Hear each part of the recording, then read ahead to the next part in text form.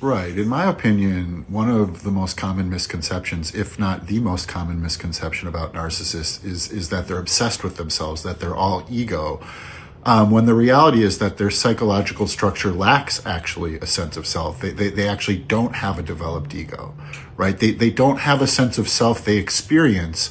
They have a grandiose false self they create, curate, and defend. That in a lot of ways, pathological narcissism is a psychological defense system against acknowledging their empty core self, that there's nothing there, right? In my opinion, the theories I like have them trapped in infancy, basically, when it comes to their development of self. Now, this stuff can be kind of hard to conceptualize, but it's just important to understand that what the self is. The self is a container, right? The self is a kind of mental construct that allows us to contain responsibility for our actions. It allows us to contain like narrative consistency in the way we're interpreting the world.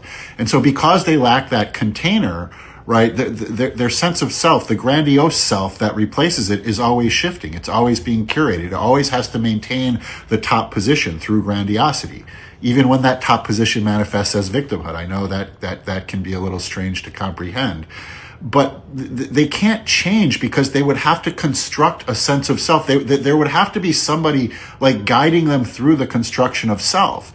But if you've dealt with a narcissist long enough, you know they rage the most when confronted with reality, when confronted with the truth of their behavior, when confronted with something that cuts through and pierces the grandiosity and the grandiose false self that they're essentially using as a smokescreen.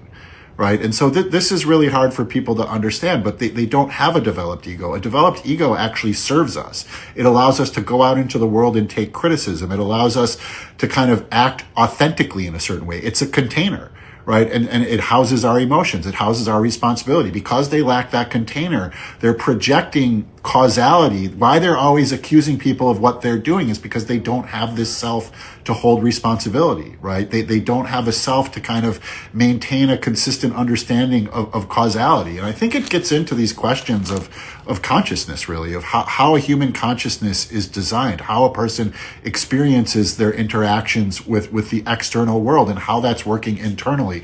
Because to me, the crux of narcissism, of pathological narcissism, isn't the behavioral traits. It's not the observable behavior. It's how it's all coming together internally.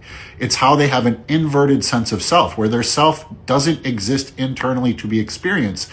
It exists externally to be presented to the world, and it's all bullshit.